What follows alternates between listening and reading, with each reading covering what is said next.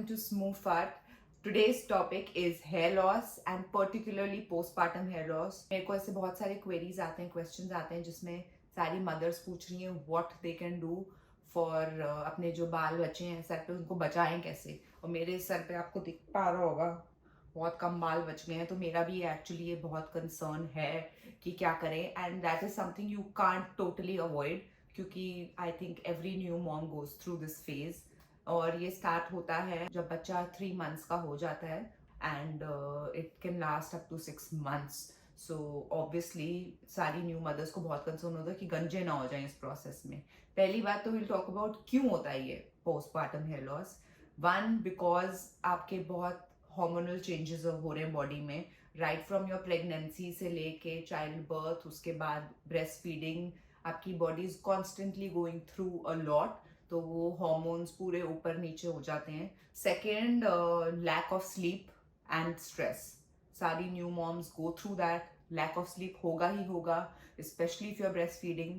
और नहीं भी कर रहे तो भी होगा, because the baby needs a feed after every 2 hours 3 hours. और ऐसा नहीं है जैसे बच्चा सोता है तुम बेहोश हो जाओ, तुम्हारे ऊपर तो ऑन ऑफ बटन है नहीं, तो तुमको ऑब्वियसली बहुत कम स्लीप मिल रही है, और जितनी मिल भी रही है it's very broken sleep. Plus stress बहुत होता है, क्योंकि जब बच्चा छोटा है क्यों रो रहा है ये वो, you are trying to figure, there is a lot happening. So all that also contributes. Plus जब आपके एक्चुअली जब आप ब्रेस्ट फीडिंग कर रहे हो तो आपके सारे न्यूट्रिएंट्स बच्चे को जा रहे हैं, तो जितना भी आपके अंदर प्रोटीन है जो भी है बच्चे को ज़्यादा मिल रहा है and your body is not getting sufficient. Then there is deficiency of vitamin D. तो जो ज़्यादातर जब क्योंकि आपके चाइल्ड बर्थ के टाइम पे वो ब्लड लॉस भी हुआ होता है, बहुत मदर्स अनीमिक होती हैं, और most women in general also are deficient in vitamin D3. अगर आप कभी भी अपने टेस्ट कराएंगे ब्लड टेस्ट, तो B12 और D3 की डेफिशिएंसी सबसे कॉमन है. Vitamin D is very important for the hair follicles. तो जब आपके अंदर डेफिशिएंसी है तो ऑब्वियसली आपकी हेयर फॉल भी होगा और हेयर ग्रोथ भी कम होएगी. That's another cause. और क्या कॉजेज होते हैं, what other deficiency is there. I think ये सारे everything put together is a contributor in hair loss, जो आप कंप्लीटली अवॉइड नहीं कर सकते. वो what you can do for your hair, will talk about that. क्योंकि मैं काफ़ी सारे एक्सपर्ट से मिलती हूँ, you know it's a part of my job. मैं कहीं पे भी जाती हूँ and if we attend events और whatever, then we get a lot of knowledge. Also I love reading about it, anything. I am very intrigued always to know about it, तो मैं पढ़ती बहुत हूँ उसके बारे में. So that's why I get all this info. So basically हम क्या कर सकते हैं, सबसे important I'll tell you 5 major steps that you can do to reduce hair fall. and आप अपने बालों के लिए अच्छी चीज़ें क्या कर सकते हो. जो गिरने हैं वो गिरने ही हैं, एक्चुअली ये भी बात है. 1, you can get your hair cut shorter. Not because it's going to look cool or healthier, of course it will look healthier also, but जितने छोटे होंगे उतना hair loss कम होगा, because the weight of your hair also sometimes pulls it down. Plus जब आपके लंबे बाल होते हैं तो वो ज़्यादा अड़ते हैं, ज़्यादा उसके टैंगल होते हैं, तो वो जब आप उनको सुलझा रहे हो ये वो, तो भी ब्रेकेज ज़्यादा होती है. पर shorter hair is easier to manage, और उसमें कम हेयर फॉल होएगा थोड़ा. तो I am also planning to cut my hair a little short. बहुत शॉर्ट तो नहीं है ही, शॉर्ट मतलब इतने कोई ज़्यादा है भी नहीं, बट थोड़े छोटे करा लूँगी तो वो हेयर लॉस थोड़ा कम होता है उससे. That's one thing. If you are in to working out and all, या आप अगर योगा वगैरह करते हैं, so that also helps. You can do exercises like shirshasana कर, चल रहा है ना कंप्यूटर बोल रही हूँ phone.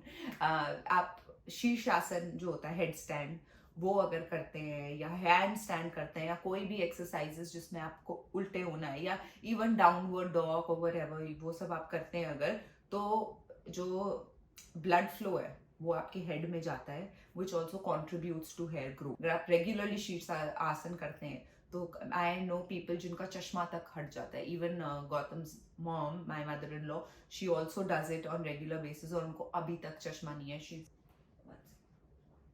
Is close to 65 years, but उनका चश्मा हट जाता है every time she does it. तो उसके बहुत सारे बेनिफिट्स हैं. थर्ड सप्लीमेंट जो आप ले सकते हैं वो है ओमेगा 369. जो है omega is very good for hair, especially अगर आप लोग कोई वेजिटेरियन है तो आपकी डाइट में नहीं होगा, क्योंकि आप रेगुलरली कोई फिश नहीं खाता ये वो. वैसे भी जो खाते भी हैं वो इतनी नहीं खाते कि उनकी डेली उसमें हो, unless you know I think Bengalis eat a lot of fish और even in south they eat, but काफ़ी लोग नहीं खाते जिनकी डाइट में नहीं है, तो आप ओमेगा के सप्लीमेंट्स ले सकते हैं, that will also help you.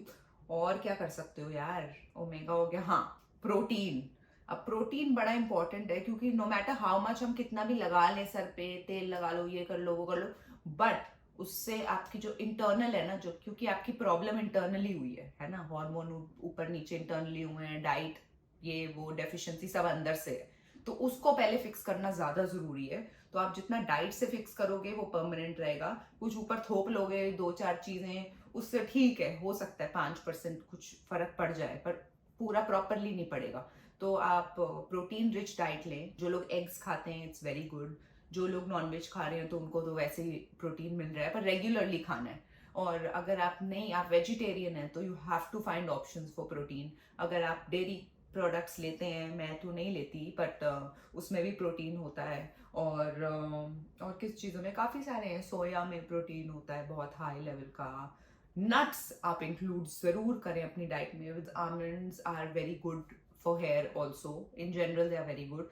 10 भीगे हुए आमंड तो मिनिमम खाने चाहिए हर इंसान को, हर बच्चे को भी खाने चाहिए, और 20 तक भी खा सकते हो आप, तो वो इंक्लूड कर सकते हो आप। और क्या इंक्लूड कर सकते हो डाइट, विटामिन डी अगर आपके अंदर डेफिशिएंट है तो आप विटामिन डी के सप्लीमेंट ले सकते हो, लूमिया करके, आई थिंक लूमिया है या लूमिया है समथिंग, जो आपको वंस अ वीक खानी होती है, तो आपकी डेफिशिएंसी चली जाएगी, तो that is there. Also one major cause जिसके बारे में मैंने बताया नहीं, अगर किसी को थायराइड है से भी हेयर लॉस होता है, मुझे हैशीमोटोज है, इट्स ऑटो इम्यून डिसऑर्डर जिससे आपका थायराइड ग्लैंड पे इफेक्ट होता है, तो आई ईट थायराइड मेडिसिन एवरी मॉर्निंग, तो वो है।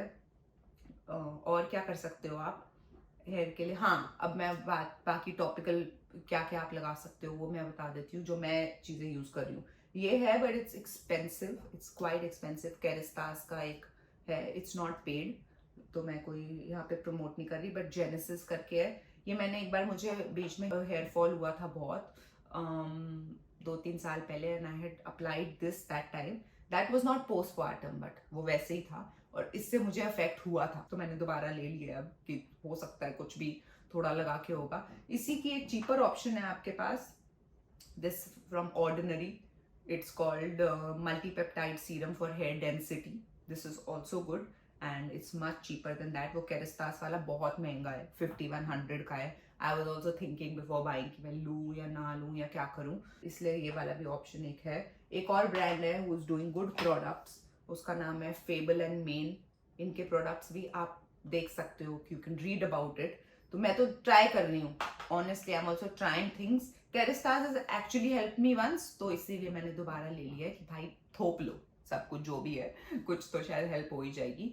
और ये लगाने का है, प्लस आप जब शैम्पू कंडीशनर करते हो, one shampoo is not very important कि आप कौन सा यूज कर रहे हो, shampoo is more like a cleanser, तो आपको अपना स्कैल्प क्लीन करना होता है उससे, जैसे फेस वॉश होता है। आपका क्रीम जो आप उसके बाद लगाते हो वो ज्यादा इंपॉर्टेंट है, क्योंकि वो आपके फेस पे रहेगा बहुत देर तक। फेस वॉश कर रहे हो वो इतना इंपॉर्टेंट नहीं हो, तो 1 मिनट में वॉश हो गया ना, तो you just have to choose a cleanser according to your skin type. वैसे ही आप शैम्पू कोई भी ब्रांड का हो, you just have to choose according to your hair type. आपको वॉल्यूम चाहिए, आप वॉल्यूम शैम्पू यूज कर लो, आपका ड्राई स्कैल्प तो आप नरिशिंग शैम्पू यूज करो, आपके कलर्ड बाल है तो आप कलर वाला, जो भी आप यूज कर रहे हो that's okay, but conditioner is more important, क्योंकि वो उसको रखते हैं, और कंडीशनर को आपको रखना चाहिए एटलीस्ट 5 मिनट तक, जो हम में से कोई भी नहीं रखता शायद, 5-10 मिनट तो कोई भी नहीं रखता होगा, 5 मिनट ट्राई करो रखने का, कि भाई बाल धो लो फटाफट, कंडीशनर लगा लो, फिर बाकी का अपना शावर लो, मलो, आराम आराम से नहाओ, मुंह धो, सब करो, तो तब तक 5 मिनट हो जाए, तो then wash it of.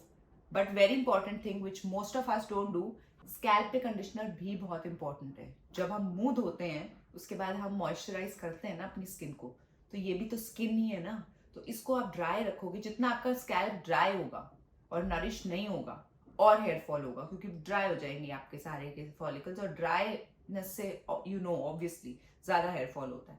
Even if your scalp tends to get oily, फिर भी इंपॉर्टेंट है, जैसे कि स्किन अगर ऑयली भी है पर हाइड्रेशन तो इंपॉर्टेंट है ना उसमें, सेम वे अगर आपका ऑयली भी होता है स्कैल्प, तब भी जरूरी है कि आप कंडीशनर स्कैल्प पे भी लगाएं। This recently 2-3 experts have told me the same thing and even Gautam keeps telling me that मैं नहीं लगाती थी, मैं हमेशा सिर्फ लेंथ पे लगाती थी कंडीशनर और बाल। बट आपके जब आप शैम्पू करते हो या क्लेंस करते हो अपने स्कैल्प को, तो उसका जो pH लेवल होता है उसको बैलेंस करने के लिए आपको कंडीशन करना पड़ता है उसको। Basically it's a moisturiser for your scalp, तो वो जरूर लगाएं। तेल जो है वो आप देख के लगाएं, बहुत ज्यादा मत लगाओ। तेल का एक ही डिसएडवांटेज है, to take it off you have to shampoo 2-3 times. ज्यादा शैम्पू भी सब केमिकल्स ही हैं, आप ज्यादा यूज कर रहे हो तो जितना आप उसको नरिश कर रहे हो स्कैल्प को, उतना ही वो शैम्पू लगा लगा के केमिकल आप डाल रहे हो। I am not saying it's bad, but it is only good for conditioning your hair. It will not help you in hair loss so much. So वो आप कर सकते हैं, कभी कभी आप ऑयलिंग भी करें। उससे अच्छे सीरम्स हैं विच आर लेस ऑयली, एक वॉश में निकल भी जाते हैं। तो वो सीरम्स में आप वही सब देखो जो जो आपके ऑयल में है, तो वो कम ऑयली होंगे तो it will help you. Massage, अब जोर जोर से अपना हेड के ऊपर मसाज कभी मत करें, इट्स नॉट गुड।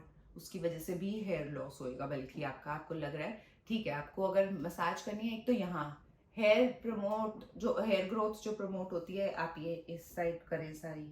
अगर आप लेते भी हैं मसाज या खुद भी करते हैं, नेक के नीचे या जहाँ पे हेयर लाइन यहाँ तक है, फिर यहाँ करें।